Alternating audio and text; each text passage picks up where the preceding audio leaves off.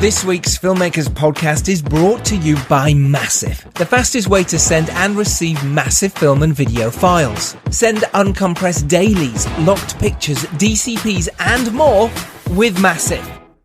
Spelt M-A-S-V. Keep listening to hear how you can receive 100 gigabytes for free towards your next transfer. Massive. The Podfix Network.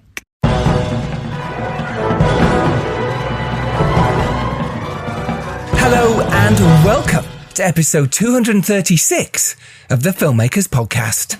This is a podcast where we talk filmmaking, from indie film to studio films and everything in between. How to get them made, how to make them, and how to try not to F it up, in our very, very humble opinion. Today on the show, we have the fantastic director, Anne Hu. She is the Academy Award winning director, no less, of the movie Shadow Magic, which was a debut which starred Jared Harris, won the Chinese Academy Award and premiered at Sundance. And her second film, Confetti, which is out in US cinemas now. Literally now, you can go to the theatres/cinemas, whatever you want to call them, in the USA and Canada now. You can see this movie. It is a delight. Confetti is based on Anne Hu's actual story. The question is, how far would a mother go to reverse her child's fate? And that's the question facing Lan, played by Zuzu, who travels with her 9-year-old daughter, Mimi, played by Hermione He, from the small town in China to New York City. It is a brilliant film. It's impossible to get out of your mind. It's heartfelt, it's sincere, it is stunningly shot and constructed, and it's in cinemas now in the US. Do go see it. I'll let you all know when it'll be out in the UK, when it will be released in the UK as well. But myself and Anne sat down and had an absolute delightful chat about her career, about how she raises money, and about making Confetti. We talk about why you should take ideas from real life. We also talk in depth about how she finds cash, how she finds money, investors, how she puts it all together for her films. We also talk about confidence in accepting awards and why you should listen to a producer's thoughts before you pitch yours. We talk about why having an independent voice is good. We also talk about how you can keep actors active on set, why you should work with the right people, and why you should write your own script. All that is to come on this week's Filmmakers podcast for you amazing people. Thank you so much for listening. Honestly, it means the world to me. And I do hope you get a lot out of this. I hope you're inspired by what we're talking about and how we're passionate about making films and how you can too. And if you're already making them, how you can keep going. Because it's difficult, this journey. It really is. But it is doable. And suddenly things fall into place for you, and they will happen for you if you work hard enough, find the right people, and find a brilliant script if you're not the script writer. If you are, make it the best it can be. And that means getting feedback. Do it. Don't sit in your room and just think, oh, I want to be a filmmaker one day. Do something about it. Do it now. Literally, after you've listened to this, be inspired now and send that email, write that script, do whatever it is you have to do to make your film. That's what you want to do, go do it. We have a huge shout out today to the fantastic Elizabeth Lishmund, who contacted me via Nina Rebeska because she has an Indiegogo campaign on the go-go right now for her brand new World War II film called Fighting Girlfriend. And it is a film based on a true war Soviet heroine called Maria Oktyabrskaya. Head to Indiegogo now and type in Fighting Girlfriend and find out more about this incredible project. Link is in the show notes. We also have to give a massive shout out to our brand new sponsors, Massive, spelled M-A-S-V, the incredible file sharing service. And if you want 100 gigabytes free to transfer files now, then go sign up. Massive.io/filmmakers. Link is in the show notes to that and to Elizabeth's film as well. Get involved. And also to our Patreon site where we have amazing bonus episodes, more and more stuff about filmmaking. Come support us. Come be part of the team. If you like us, give us that 5-star review on iTunes right now. And if you love us, tell all your friends. This is how we grow. With the Filmmakers podcast, people. Come join our tribe. Oh yes, Fright Fest this week, this Thursday, Friday, Saturday. I will be there in the evenings. Come say hello. First night, we've got the Kindred on the Thursday. Opening night, I will be there because my Producers of Followers, which I also produced, is on Friday the 27th. Come and join us if you can. If there's any tickets left, I'm at the 8:20 performance. And then on Saturdays, Dom Lemoire's produced When the Screaming Starts. Fright Fest this coming weekend, slightly before that because it starts on Thursday. Come say hello if you're there. Don't be shy. Right, this is it. A brilliant chat with Anne, who she's amazing. She's so inspiring. Sit back, relax, get your pens and paper out, and afterwards do something to go make your film. Here is Anne Hu on the Filmmakers Podcast. Hello. Hi. How are you? I'm good. How are you? Very beautiful, wonderful. Excellent. That's what we like to hear. Are you in New York right now? Yes, I'm back in New York City. How is it there at the moment? Is there a lot of activity? I know in London, films are happening all the time. Is it similar? You're in London? I'm in London, yeah. Oh, that's exciting too. Well, New York, as a matter of fact, I think it's better than ever in a sense. First of all, it's not super crowded as, like... Too many tourists, yeah. Otherwise it would be like 5 to 10 times more crowded. Oh, that's good. But in terms of films and films getting made, do you think a lot more is happening right now? Are crews very busy? That's a different story. I think, I understand, for example, from my casting director that they had a film a big one that's supposed to happen. They have to shut down the production again. Oh. That was just last week. So, it's a very, very unpredictable. And for my film, this is the third time in the U.S. that we're launching. Isn't that amazing? Isn't it how it's amazing. The pandemic's changed everything, but now you can have sort of 3 releases. We can go again and people will come and see this beautiful movie because it is beautiful. It's really well done. Thank you so much. You watched it? Of course. Of course. I get sent a screener link. Luckily, the perks of the job, I get sent a screener link. And it's beautiful. It's so good. Oh, thank you so much. Oh, gee. And interestingly, with Confetti, it is based on the true story as well about your life. Do you want to talk a little bit about that? That'd be really interesting, where ideas come from for our listeners. It's mainly filmmakers who listen to this podcast, and it'd be really interesting where stories come from for you. And obviously, with Confetti, it is a true story, or bits you could tell us. Yeah, as you can tell, I'm an immigrant. I came to the U.S. in 1979, which was 40 years ago. And so I did go through all the, working full-time, odd jobs, and going to school full-time. And eventually, I had my first career in business, then, second career in filmmaking. But after I made a few films, and then I had a daughter, and so when she was about 3 years old, her English teacher in China. At that point, I wanted my daughter to grow up in a Chinese-speaking environment, and because the Chinese culture is very difficult to acquire, I feel it's 5,000 years old civilization, and the English is relatively easier because everyone speaks English nowadays. So I feel like just to raise her up in China, in Beijing, where I was growing up. But when she was 3, her English teacher of the kindergarten told me that your daughter has something called dyslexia. And at that point, I really couldn't figure out what was this all about. And I researched, over internet, but in Chinese, there wasn't anything almost.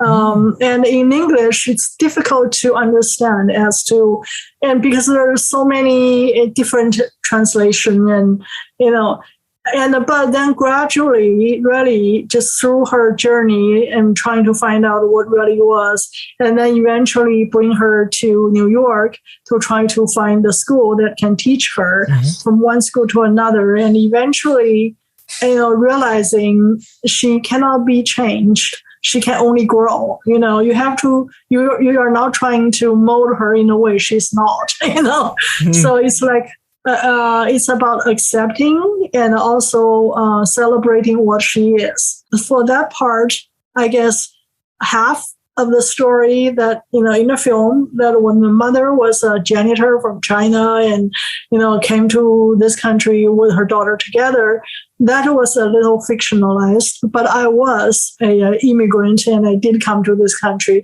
So that part of the script was very easily developed because all the details and the plots are just right there. You don't even need to look. It's just right inside of you. You just see whatever comes up convenient, So you just give it to the character.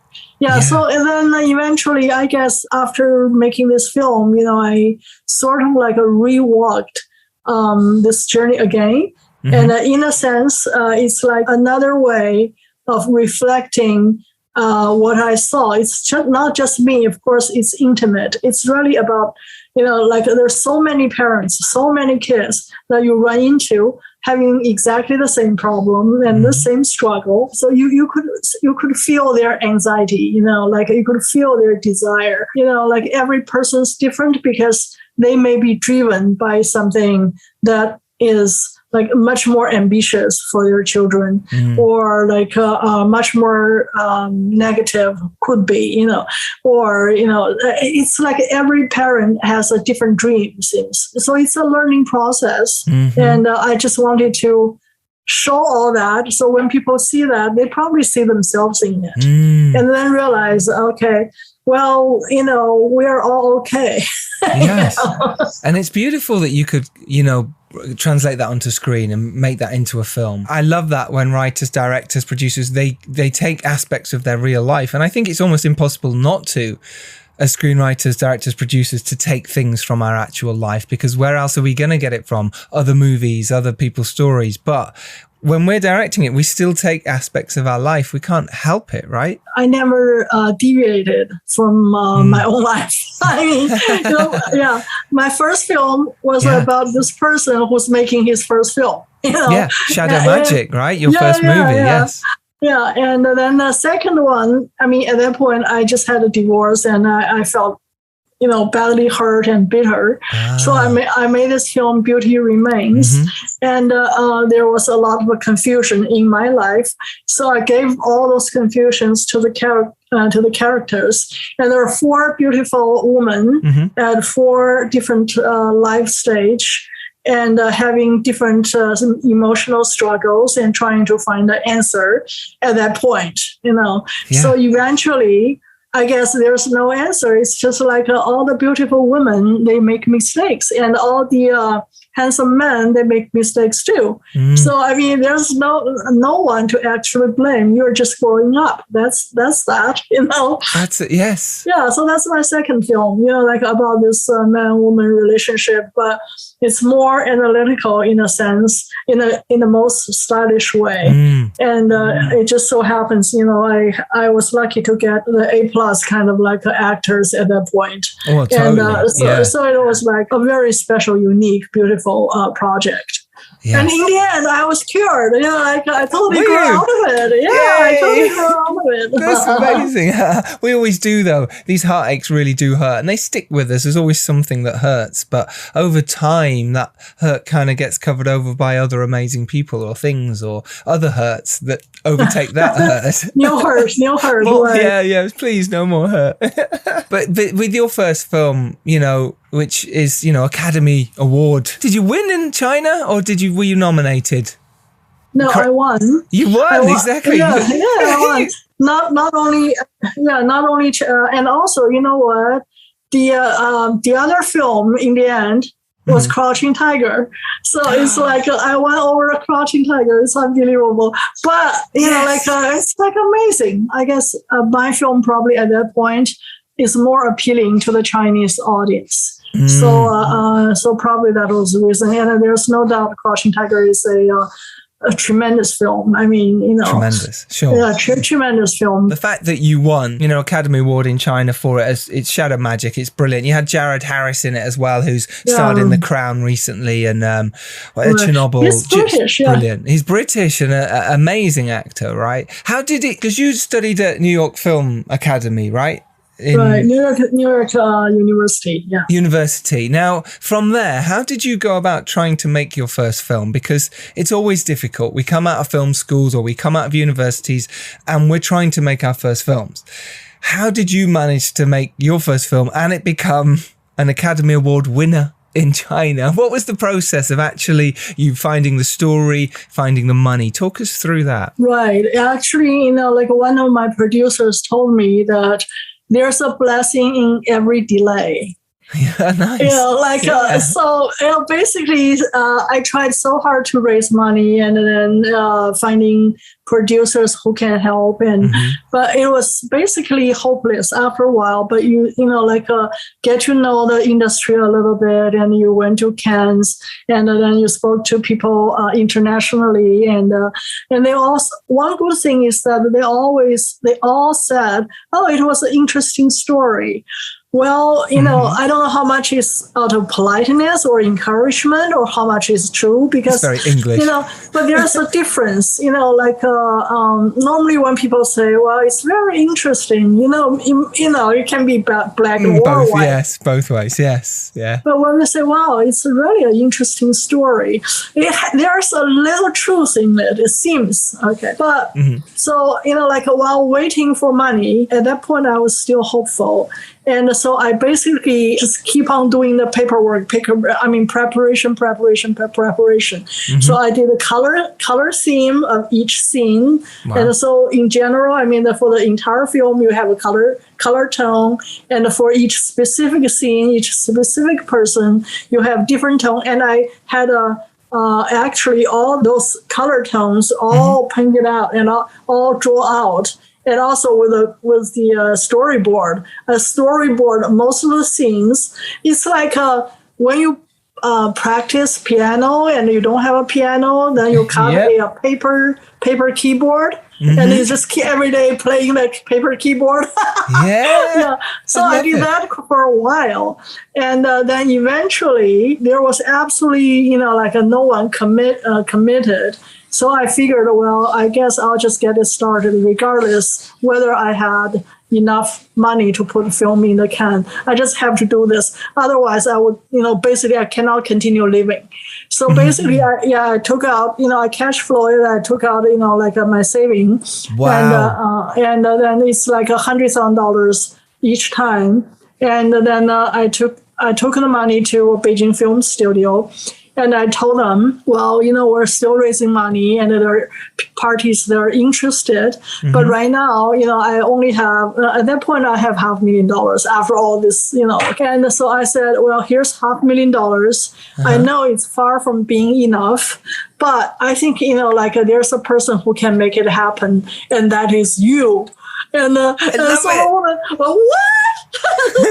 So I said, it's you guys. If you're going to help me, it's going to happen. And so I said, here's $500,000 here, right here. Okay. Wow. Which was your money, your own personal money. Oh my gosh. I said, it's yours. Just make it happen. And just put the film in the can. The rest we'll worry later. So, so then Beijing Film Studio, actually, the crew people, in the beginning, they all came in very strong because they worked with Bertolucci, they worked with, all the award-winning films, they've seen all the big directors around the world. So now I got this little person who's totally inexperienced and had no money, but tremendously ambitious and, Indeed. and want to make this. But eventually they turned around and they took out their reserves to help me out and became all the in-kind contribution. But while we're shooting, the people that I contacted in the past, like Taiwan Film Studio, Taiwan Central Motion Picture, they sent 2 reps to come to the set in Beijing, and saw that ooh, you look good. Whenever you go to set, you got excited. Right? People get excited when they come to set. Yeah, things are happening. Yeah, and also this is real. This is not some story this person's making up. So this is real. So they committed, I guess, about less than 5% of the total budget. But they were great negotiators. They got, I guess, 13% of the share. So they did very well. Yeah, so they did very well. And then one of the American film producer, Sandra Schoberg, she's fantastic, and she's 2 times lifetime achievement award from Berlin Film Festival and also from IFP here in the U.S. At that point, she contacted a German company. Road movies, Wim Wenders' company. I don't know if you know. Yeah. So finally, they agreed to come up with 10% of the film budget. And for the European right, I guess, or German right. Okay. Yes. That's fantastic. And then there's another friend who came to the set. His company just gone public. He's Japanese, Chinese-Japanese. So he said, okay, he put in 10%. So we put the film in the can, right? Yeah, this is amazing. Yeah, we're back to the US. And then the post-production company, at that point, they just watched Anli's film, Crouching Tiger. And they felt my film was like another Crouching Tiger. So they feel this is a great opportunity. So they said, you know what, we're going to wrap, we're going to take care of all the post-production, okay, and we want certain shares. And I said, great, yes, please. And of course, it didn't become Crouching Tiger. I mean, Crouching Tiger made how many millions, I don't know, but I mean, it's definitely doing so well. Yes, but your film did well, and obviously they took a nice percentage of it as well. But at the same time, Academy Award winning is incredible. Did you expect that? Did you know going in? Obviously not going in. We all expect big things, but was there a point when? I mean, it's an amazing story, but was there a point when you thought, "Hang on, we kind of keep winning awards. We're doing well here. Hello, is this actually going to be nominated for an Academy Award?" No, but the thing is, my problem is this. I was young. When you're young, your expectation is like sky is the limit, right? Yes. But I did remember the first time that I was going to the premiere of Shadow Magic. Actually, it was my first premiere, and it was huge. I was in Beijing, right? It was a huge Millennium Film opening, and it was really my first time going to a premiere. I was really kind of scared, actually, the day before, the week coming up to it. So I was like, what am I going to do, on the premiere and going up? And it's like the first time in my life, right? So I was really bewildered in a sense. But then I told myself, stop. This is only the first stop. Okay, this is nothing. Your world, your award, and your whatever is way out there. Okay, this is nothing. So basically, you suddenly feel very confident. Because, this is like nothing. Okay, so, this is just a beginning. And your goal is much further than this. So suddenly, you got your confidence back. Love that. I love that. Yeah, that's amazing. That's amazing. Then you just find your footing, your balance, and you're almost getting a little cocky and arrogant in a way. Yeah, but it's easily done, isn't it? When you're in that situation, you start winning and you start going, I'm quite, maybe you can get cocky and arrogant. We've seen it with lots of actors when suddenly the big break happens. It's all in your mind. It's in your mind. Yeah, it's not real yet. Everyone's been there. And so you just want to be a little more confident by being a little arrogant, you think. But then when we go to right after that huge release in China, it was Sundance, right around the corner. Yeah. So I went to Sundance. I guess I was cocky, along the road, with all this success and so on and so forth. But then the publicist got me aside, saying, "Anne, do you know there's some tips about public speech and also certain things?" I was figuring how I did at least 200 public speech in China already. Wow. What else could be new? Yes. So I was listening to him, and he said 3 words: humble, humble, humble. And you went, "What are you talking about? Shut up." No. Which was really totally hit me. And then, I registered 200%. And then it stayed with me till today. It's all about being humble. So because, that's really everything. It really is. And it's actually really lovely of that PR person, that at the time to say that to you and actually go, hey, I know. wasn't that not, and maybe you never see them again or in the future, but how amazing that they shaped your career to not be that arrogant person. And, I know. Isn't that amazing? Doesn't make you look attractive. No, it doesn't. And how amazing that happened to you and in the right time at the right place. Then when you went to speak at Sundance, I imagine the doors must have opened in terms of, Shadow Magic was a huge hit in terms of people heard about it, the awards. What happened afterwards for you as a director? Did it open a lot of doors? Were people throwing themselves at you, agents, managers, more projects? What happened? Well, yes, I got a manager and who's like touring me around Hollywood. But since I'm I was based in New York all these years, and so I had to fly to Hollywood every 2 months and staying a month. Just to show my commitment. And, so basically I would go from studio to studio to studio just to say hello. And so people would think about you when they have a project. Right. And I did that for 2 years. Oh my gosh. I heard a joke, not a joke, but I heard a story, a saying. Yeah. When a person goes to Hollywood and laying down on the sand on the beach of Santa Monica, and you make a turn that was 20 years over. So I was thinking, it's just so true. So forget about all this. Because, it's not happening. You cannot wait until people give you jobs. Especially in film industry, got to be self-producing. It's so true. And I've heard that quite a few times. The Duplass brothers said that after their first, I think Puffy Chair did well at Sundance. And then they was like, come to LA, come and talk. And they just went from meeting to meeting to meeting and spending a lot of money. And nothing happened. It was all maybe. So they went, we're just going to go make something ourselves. We're sick of this. And then Hollywood was like, no, don't do that. Don't do that. And they're like, why not? I need to make movies here. And it's fascinating. You felt the same way. It's like that constant. How did you survive during that time as well? Well, I had a first career that I was in business for the business, yeah, and I did extremely well somehow. So I sort of got a financial independence in a sense, okay. So I could actually, I find it's much easier to make money than to raise money. That's another thing I found. That instead of to raise money, raising money is really about publicizing your film. That's or your project.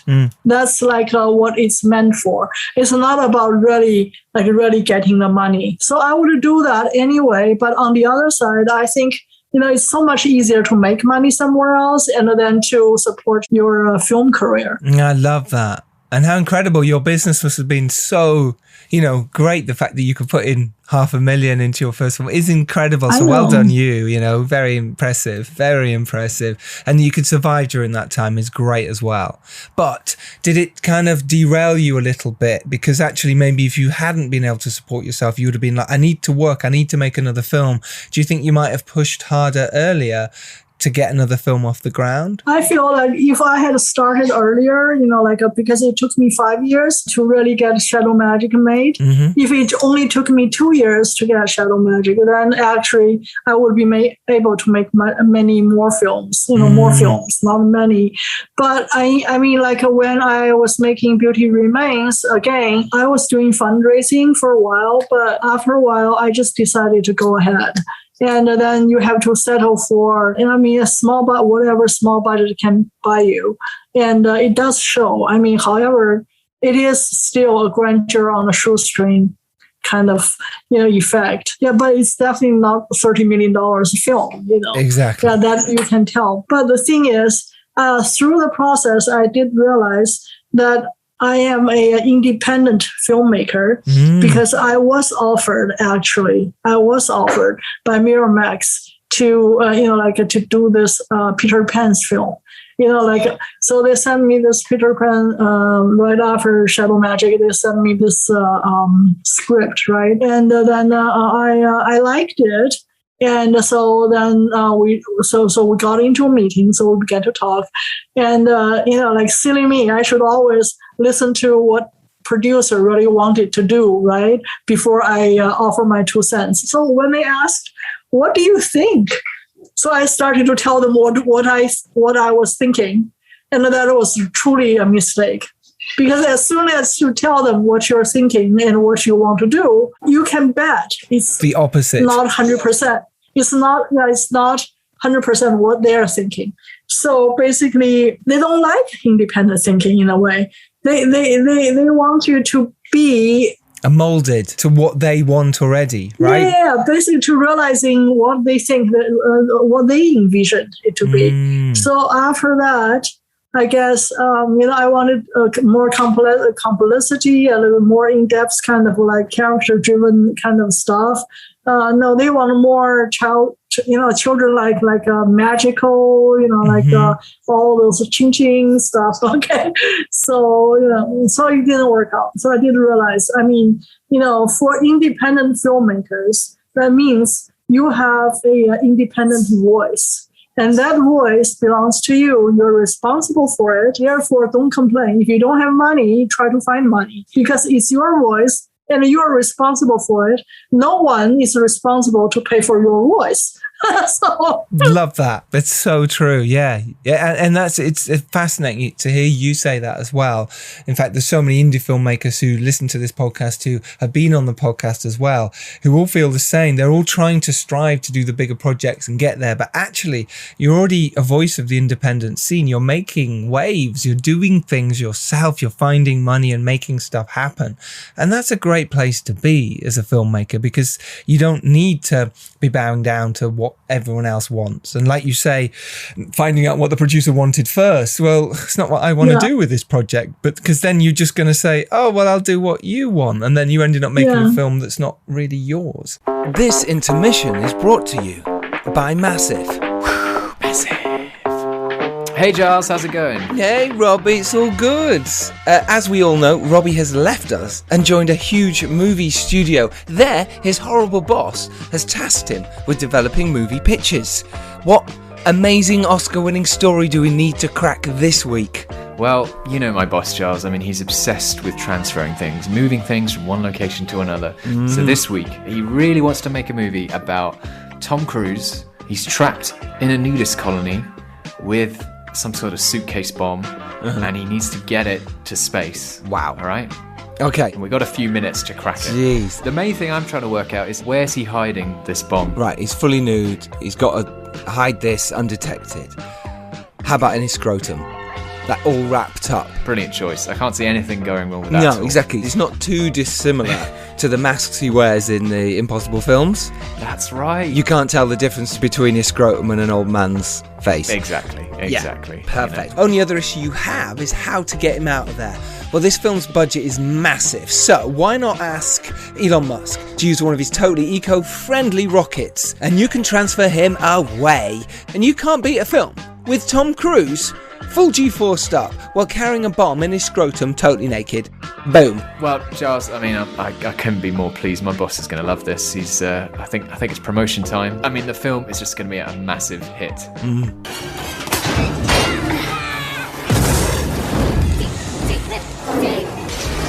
Don't transfer your bad movie ideas to anyone. Instead, transfer your great movie ideas with Massive.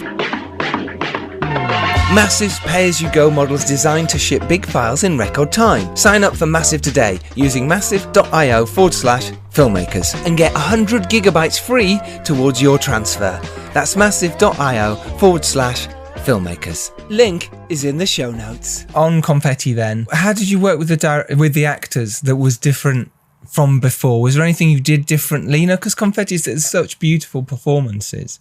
How do you work with your actors? Do you talk to them before? Obviously, you've done your storyboards and you've done all your research that you need, but again, it's based on your life. So how did you talk to your actors, on set and off? I feel every actor is different, so there's no set rule that you want to talk to them. If there is a set rule, is that you got to take care of them. Mm-hmm. Take care of them as if you're taking care of your children.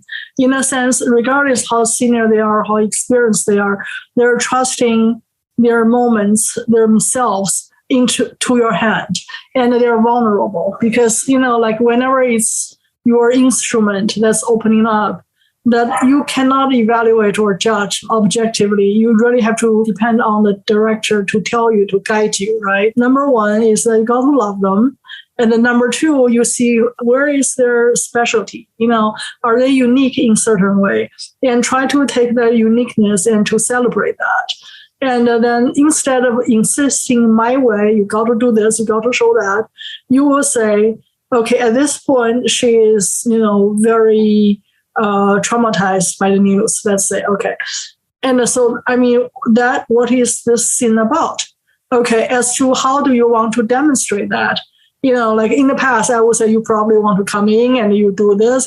But this time I just leave to them and I see how they're actually pouring out their emotions. And then that becomes much more authentic.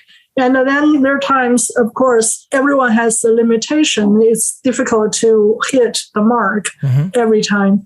And the male lead, the Chinese guy who played the husband, if he talks and if he sits down and delivers a line, that would seem to be stiff. Somehow it would always appear stiff. Right. So I said, well, you always walk and talk and smoke and talk at the same time. Meaning whenever you're delivering, you're doing things, you got to do something. So your body is occupied, your mind is free. So your mind is putting into your action instead of being self-conscious. I think so that really helped very much. So you see him smoking constantly. Why he smokes? Because he acts better when he smokes, when he does things, So I said, just keep yourself active all the time. Always bodily active, do things. And then for Amy Irving, it's totally different. And she's so experienced, as you know, and she's like well-trained, and she's from a British Academy, Royal Academy kind of training, performing background. So she's very thorough. Her method was very, very strong. I remember that we had a scene that is supposed to happen in her bathroom that was very tiny. And then she was supposed to, be in her wheelchair to roll into the bathroom. And there was a broken shower head and no water, no shower. But then at the end of the film, she accidentally walked into the bathroom. Suddenly she saw this new shower head and it was a pouring, shower. And so she realized actually her tenants, Lan, really cared about her and just doing things for her. And it's subtle, right? But the thing is, she came in and she saw this beautiful shower steaming poured into this tub that had a whirlpool. So it's like her past, and so she's like reflecting, and she reaches her resolve, and then she cries. Okay, so basically that's the script. But at the time we shoot, that tiny bathroom was only 3 feet long, and and inside of the tub was packed with like a DP camera and the boomer and then the light, 5, 6 of them. And then, like very tired after I don't know how many hours of shooting. They all looked dreadful. Okay, they were staring at her. So she had to roll in for less than one foot, and then began to cry. So suddenly, I heard her yelling out and saying, "Quiet, everyone! I need to see God in 2 minutes." So basically, the set was quiet. Yeah. We started rolling, and I was watching, the monitor, and I saw her face. Every inch she was rolling in. You could see this emotion coming up, and then it's like many past years of pain and loss. Then tear began to come up. It's like it's not that she saw this waterfall or this water pool, right? It was this all dreadful filmmakers, right? It was like this up close, personal, and the concentration. She had, and just and it's authentic. It's not like a fake. It's like you can see all this deep emotions that she was able to reach and deliver. So you don't really have to say much. No. She could, she could do it. Yeah. And afterwards, I gave her a hug. I said thank you. But for the best professional actor, you don't really need to do anything, actually. You're right, yeah, because they've done this, they've been here, they know, they've come prepared. They have the skill. They have the skill, yeah. And you've talked to them beforehand in detail about the role, about it, and if they need to cry and deliver an experience, they can do it, which is beautiful to hear. How was shooting Confession then for you? Did you enjoy it? Like you say, you said you changed. Did you enjoy the shooting process of it? I thought I would, but I really didn't, because it was so difficult. Because I was raising my daughter and I concentrated. And so gradually I really had to give up everything but to live and work for my daughter. All right. So, I mean, for many years, I was like concentrating on internal growth. Like I read and I meditate, and I was like with all this, very peaceful people, and I read and deep into this karma and all that soulful thing, right? Sure. So I felt very strong. I felt like all in place and no conflict. And with my compassion, with my flexibility, things would work out with everyone. But I think, since the first day, the second, I realized it was totally different. It was like a survival battle. In that battlefield, if you do not draw your sword, okay, and you're going to be slaughtered. And then, it's like you don't belong here. So, wow, okay. So by the third day, I guess, I may just have to become a soldier, to have all the armors, shining armors, and then to act tough. Yeah, to go to battle. To go to war, and it's hard to do that, isn't it? Like you say, it's really hard to then every day put on the battle gear, get your sword out, and go, right, I've got to fight this today. That's tough. And I ask myself why. It's not about people are good or bad. It's your vision, right? But everyone wants their vision too. In everything, if you insist on having something your way, you will face every time, resistance. And that resistance is inevitable, regardless how you try to sugarcoat it. I mean, you may just have to call up people to share your vision and help you out. But it's in human nature. Everyone wants their own creativity. And you want that because, if they don't have an independent voice, they're just copying, or they're just trying to accommodate you, it will not be their best work. So the work really comes out from the battlefield, like between you and the clash of you and the other person. But the thing is, they just have to deal with you. But of course, they have to deal with their situation as well. But you are dealing with every single one of them. It's like all around you. And I remember I was reading a book by Sidney Lumet. Sidney Lumet, yes. Yeah. Yeah, and then he said that one night he went back home and he began to cry. And his wife said, what happened? He said, why it's so difficult? Why do you have to fight with everyone? For everything you want, anything you need, you have to fight for it. So that's why I really do not enjoy the set. To some people it's a party, but to you it's never a party because you're the person who's responsible for it. You just worry. You just keep on worrying. Yes. It's difficult. Yeah, I would have to say. I don't miss that. No, absolutely. Moving forward onto your next film, how do you think you'll be able to cope with that differently? That worry and having to put on the battle armor? You have to work with people you already worked with. So where the boundary is. Yes. And first of all, there's no ego experiment. Because people will try your ego, their ego, and you have to, go a few rounds for everyone to settle back. Okay, so now we have that. Okay, so now let's live, right? Okay. Yes. And so it takes time to get that over with, first stage over with.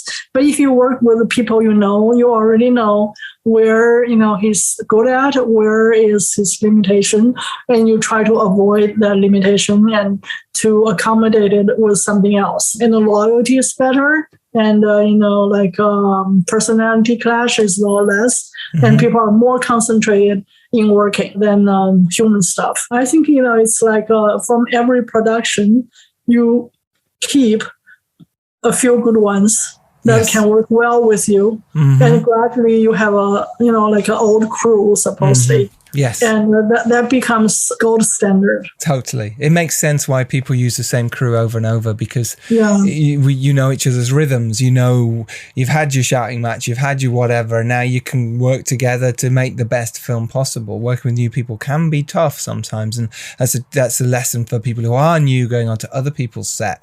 You know, don't be difficult, you know. And with every new person, you have to go through a learning curve. You know, with every new person, if you work with any new person, you have to go through this learning curve, and that's costly. It takes time. And when you are like not busy, it's very interesting. It's exciting to have new friends because you're finding out. That process becomes enjoyable. But when you're on the set, you know, you don't have time for it, and you become very anxious, and so everyone's short-tempered, and you got into an argument. Like then you know everything becomes difficult. Yeah. And that's not a good place to be, especially when you're so tired and you're working all the hours. Yeah, it's just really difficult. What advice can you give, do you think, from all your experiences to some really exciting young, no, it doesn't have to be young, but some really exciting up-and-comer filmmaker who's maybe about to embark on their first or second film? I think if you're a filmmaker at this point, I think you should own your own property in a sense that write your own script, or you buy the right of a book that you really enjoy. Without that, you don't really have a piece of land to build on anything. I mean, if you imagine people will give you a piece of land to build your project, that's a dream that still happens. But, you know, like it's just the odds are not really there. I mean, if you really want to move forward effectively, you know, you really have to have a good script. And that script, regardless how you find it, I mean, you have to own it. And then once you have that, you begin to build. You know, you gather your crew, you send this to studios or financiers or investors, and you try to, you know, like look for the cast, and hopefully you can get some good cast. Then you gradually put this project together. But all starts with a script. That's the thing, you have a little control. Otherwise, you have no control. Totally. Yeah, I haven't done my first few films I was trying to make that other people had written them, and they just get taken away in the end. You can't afford to do the option anymore, so I started to write my own, and suddenly I owned it. It was mine. You can't take this away from me, and I can keep pushing this forever and ever. And it does make a huge difference learning to write, or at least being involved in the writing process so you own it together. Even if someone's a better writer than you, or you're not that good at writing, or you're not that good at producing, learn from other people. Totally. It's great advice. Thank you. Confetti is out in America on the 20th of August, USA and Canada. Any other release date? Is it just America at the moment that you know about? Well, we're doing the US release. I hope that the COVID situation will not really become more difficult. But regardless, we're trying to push through, and people are vaccinated. So we ask people to come in.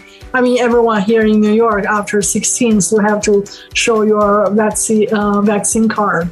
So basically, everyone came to the theater are vaccinated, and they can choose to wear a mask. So I don't think theaters will shut down. And if theaters do not shut down, we will have a release. So that's like as far as I can see. I hope this release, does go through again. Yeah, me too. Yeah, really well done. It's beautiful film, and it's an amazing story you have, and congratulations. Thank you. And I hope you make another film, but I hope you don't hate being on set as much next time, and I hope you can find some joy in there somewhere. Because you're a wonderful filmmaker, and you know that sometimes for me, I love being on set, and it's the best time for me. Pre-production's difficult, post is it's fine too, but I love being on set. This has been amazing. You've been a real delight, and I loved your openness. I enjoyed our conversation. It's been amazing. Yeah, it's like having a good time with an old friend. That's how I like to do the podcast. That's how it should be. That's what a lot of people say. It seems like you're just good friends having a chat about filmmaking, and that's nice. So And that's what it felt like for me today. So thank you. And remember, you can go out there and make your indie film. You can make it happen. And if you're lucky enough to rise up and do well, it is your duty to send the elevator back down. We will see you next Tuesday as always. Anhu, thank you. Thank you. You too. I mean, great meeting you. Yeah. Great meeting you. Take care, everyone. Go out there, make your film, do something this week to make it happen. Take care. Bye-bye.